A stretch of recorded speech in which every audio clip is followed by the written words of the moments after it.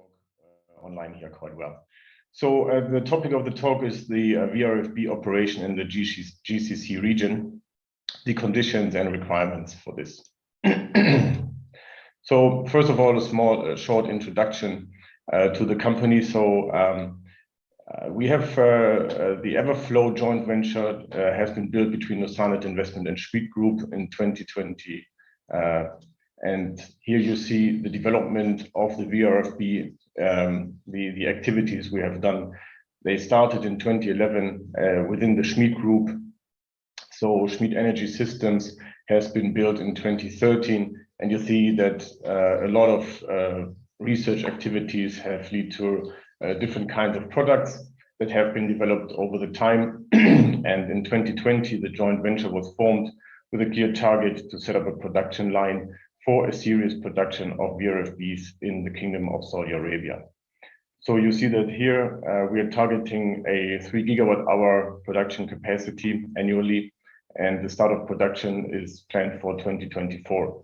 So with this, we want to become one of the market leaders, especially in the GCC area. So here you see a picture of the production facility. It is located in Saudi Arabia, in Jubail.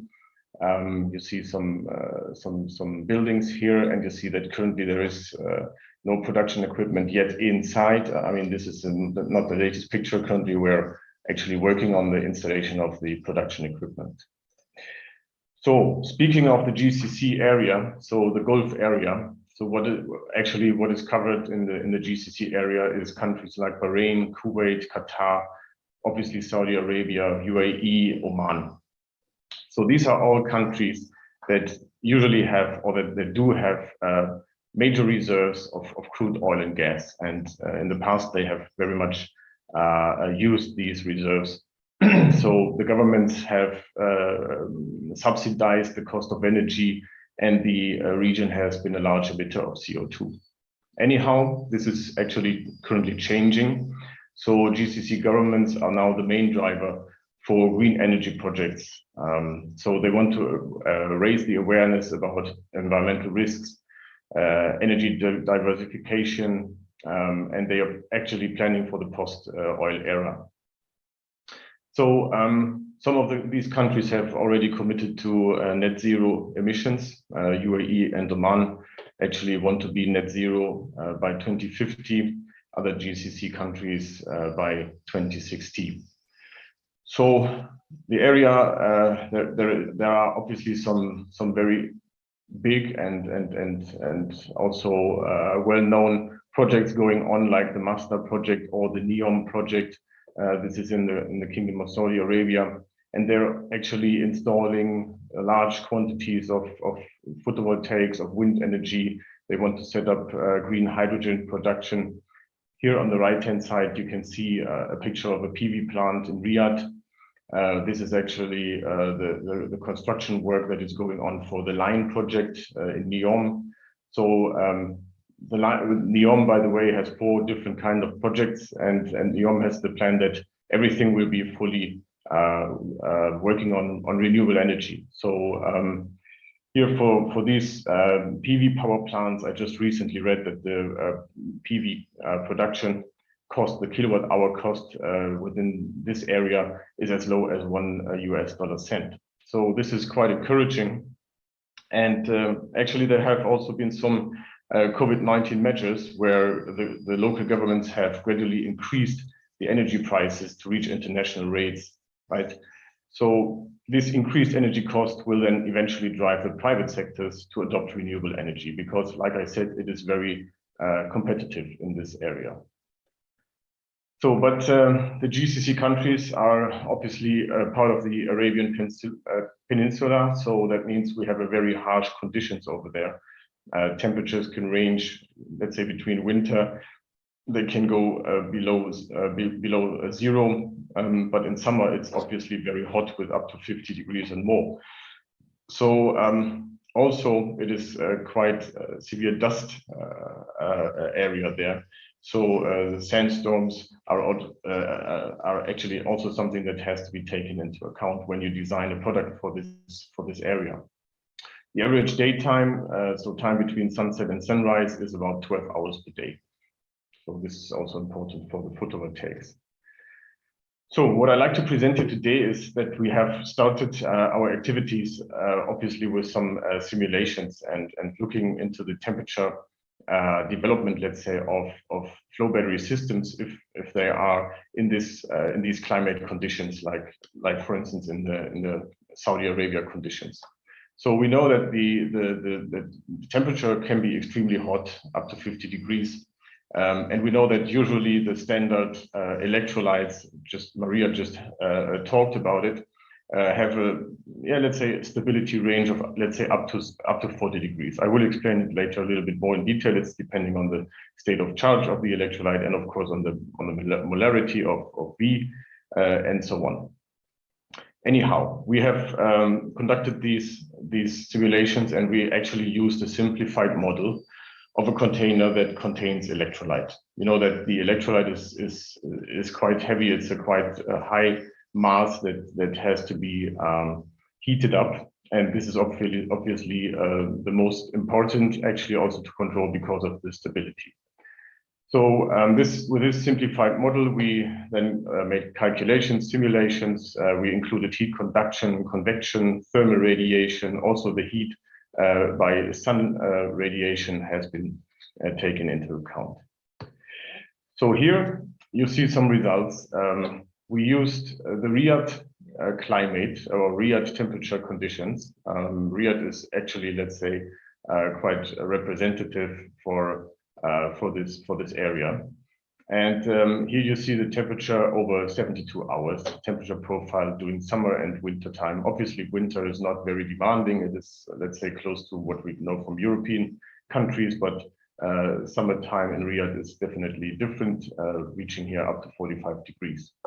And the first simulation here is over 1 day. And what you can see is the surface temperature of such a battery container. And what we find is that the surface temperature is the highest on the rooftop of the container at noontime. Yeah, this is obviously due to sun radiation and increasing temperature, and it's getting as high as 64 degrees. Okay, but this is the surface temperature. More important is obviously the electrolyte temperature, like described. And what we did here is we modeled the temperature development inside of such a container, actually the electrolyte temperature under different starting conditions. So starting from 20 degrees inside or electrolyte temperature, 30, 40, and 50 degrees. And then we applied this variation of the temperature of the Riyadh temperature profile and checked how the electrolyte temperature is developing.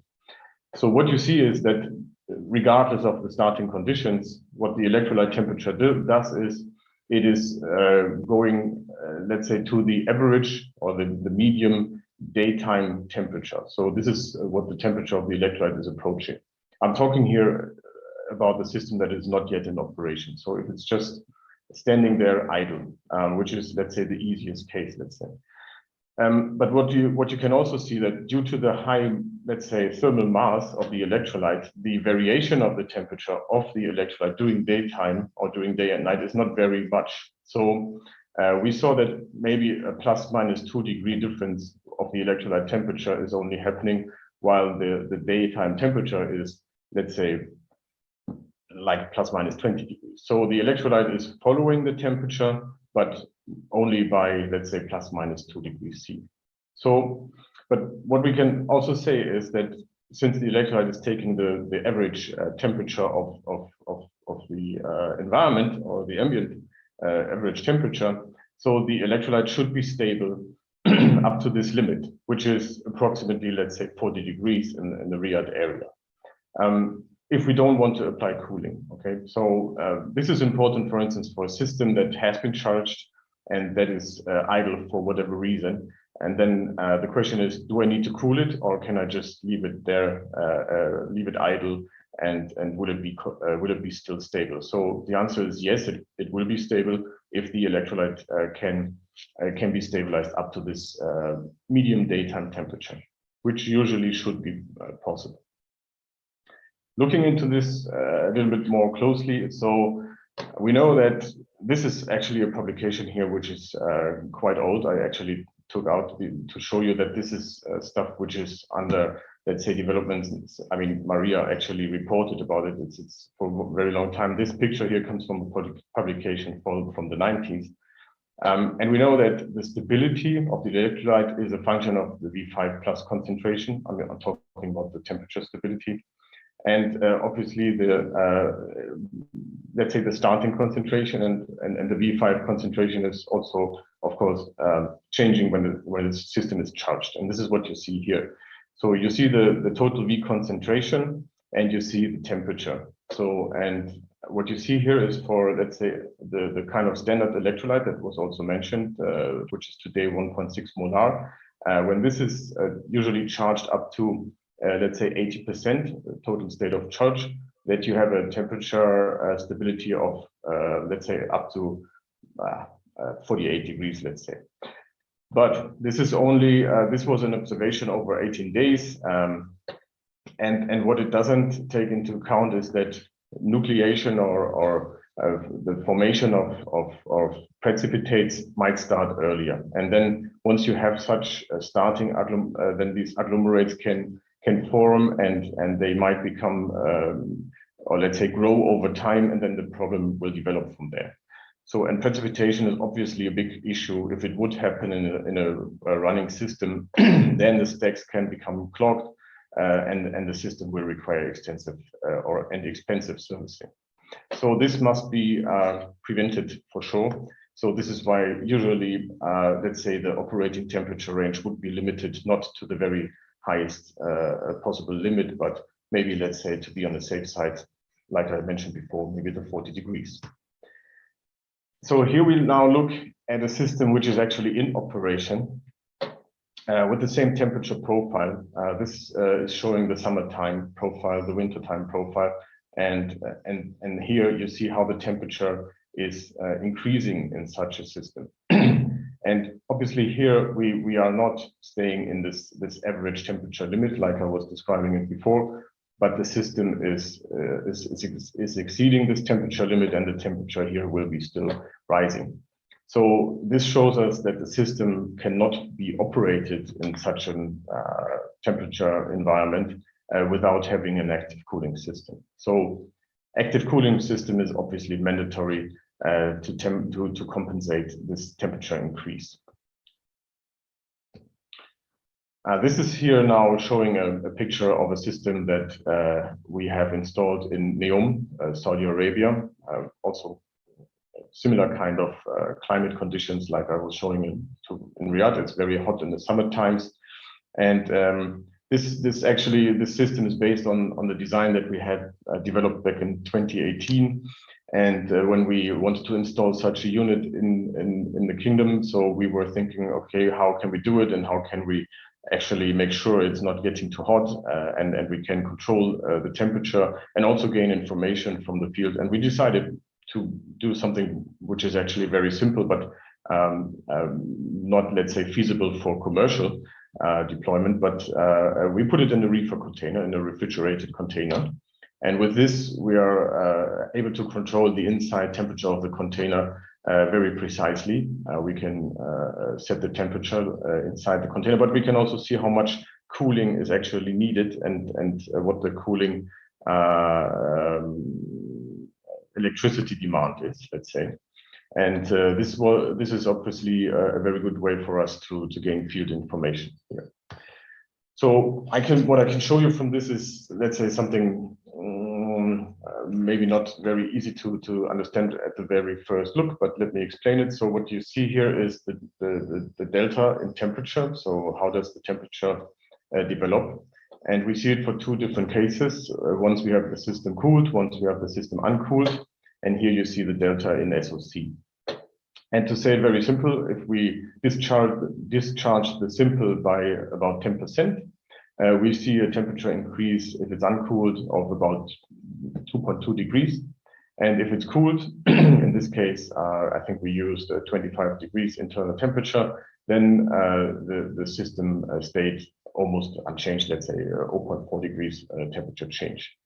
So, and like I said before, we could actually measure the cooling effort and so on. And with this information, we can, of course, have important information to design our series product cooling system.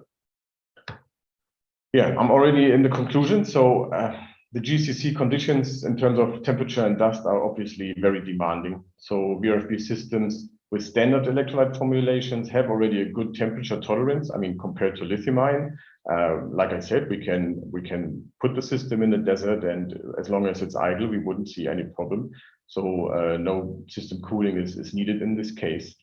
But nevertheless, when the system is in operation, the temperature of the electrolyte will rise due to the inefficiency of the system during operation. This heat that is generated will heat up the electrolyte, and we have to compensate this with an active cooling system. So anyhow, efficient cooling systems and strategies can be developed for this area. But it's obvious that the higher the operating temperature of the electrolyte can be, the less cooling is required. And that means that the electrolyte formulations with increased temperature stability are obviously very beneficial for this area. Because with reduced cooling effort, the system cost and the overall efficiency of the system can very much be enhanced. So this means that if we had an electrolyte that could operate in these conditions in the GCC without the need for a cooling system, then this would be a really decisive competitive advantage for flow batteries in this hot climate conditions.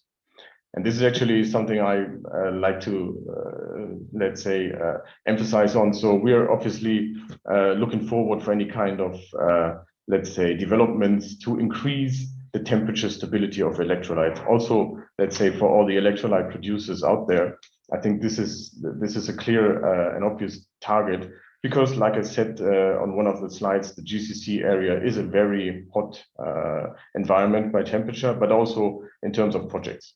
So it's really worth looking into that. Okay, thank you.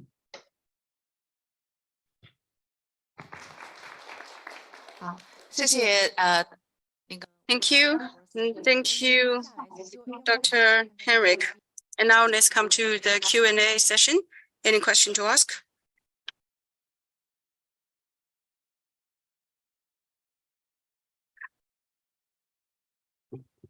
Barry, and I see our system design.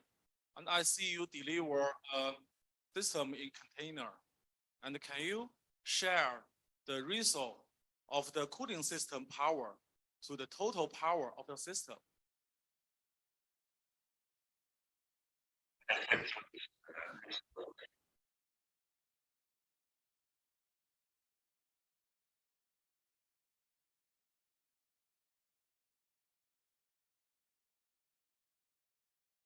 The inside temperature at each level that we wanted it to. So basically here, the target was not to have the most efficient cooling system that we could have, but to have something where we are sure that we can keep the electrolyte in the temperature range where we need to have it, and also gain this information of what cooling is actually needed doing that. And from this information, then we are designing now our cooling system in the most efficient way. Thank you.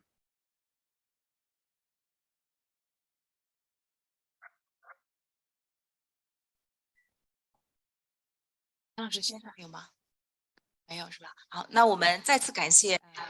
no further questions. Thank you, Dr. Henrik, CTO. I have a question. I have a comment. Sorry. Did you see my hand up? It's Maria Skalis-Kazakos here. Can you hear me? Yes, I can. Yeah, Henrik, thank you very much. Very interesting, because we're actually doing modeling ourselves on these containerized systems in very hot climates as well, and trying to work out how much cooling energy is needed. One of the things that we did many years ago was we developed a controller which monitored the state of charge and the temperature of the electrolyte. And we incorporated what we called an emergency discharge load. That emergency discharge load could be a heater for cold temperatures, or it could be a cooler for hot temperatures. So as soon as temperature exceeded a certain level and the state of charge was above the safety limit, we would activate the cooler and that would, by activating the cooler, it would do two things. It would cool down the system, and it would also drop the state of charge to a safe level. So that way, we're using both state of charge and temperature to optimize and maximize the efficiency of the system and minimize the energy consumption of the cooling system. So that was just. Yeah. That sounds quite interesting. And yes, it can be a good strategy, let's say, for a system that is maybe idle. Okay. But what we are actually, I think that what we need to have is, if you assume that a system is operated on a daily basis, like one of the scenarios which I was showing, like a 1 cycle per day, which is not very, let's say, demanding, maybe it even has to do more than the 1 cycle, then we will have a constant internal temperature in the system that is well above the 40-degree limit that we usually could have with standard electrolytes. So, and that tells us that, of course, doing the normal operation, we would definitely need a cooling system. So your device is a good approach, definitely, for let's say, for a system that might be idle, and then you have the possibility to discharge it in order to bring it to the safe limit, and so on. But doing the normal operation, when the customer is operating the system, we of course have to maintain the system in the stable, let's say, in the stable regime, and we have to keep it, working, operated for the customer. So the question, of course, is how can we operate it the most efficient in such an environment? And we have to assume that without cooling, we would well exceed 50 degrees electrolyte temperature. So that is currently not visible how this can be possible, not with standard electrolytes. And therefore, cooling is needed, and this will drop the efficiency.